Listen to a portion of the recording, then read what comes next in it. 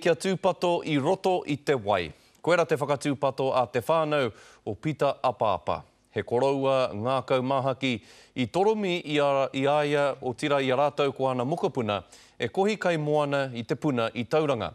Nā I te taha o te whānau a ngā hui a wairi te rānei, a rā I poutu te rangi marae I te puna. E tī hai ana te ngā kau o tēnei whānau. What happened, and I can't really blame nobody for doing that. It's just one freak accident, I believe. I toromi a Pita Apapa, he koroua, he tungane, he pāpā hoki, I aia e kohi kai moana ana. I miss his strength, his support, and his aroha that he had always given to us as a family.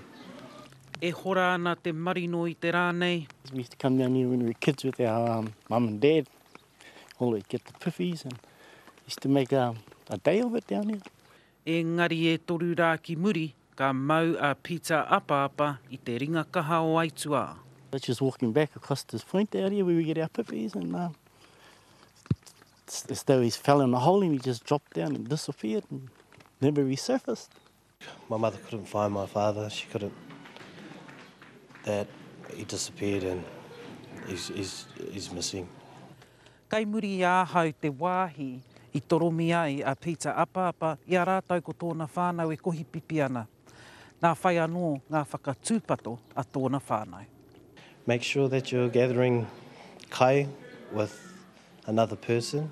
Try not to go out into the moana by yourself. Stick together as close as, and keep eye open on, keep eye on each other. And for kids to keep away from deep water and strong currents. I nehua a Pita Apapa ki te urupa o Pautū te rangi marae, te puna. Ngā hui a Wade, te karere.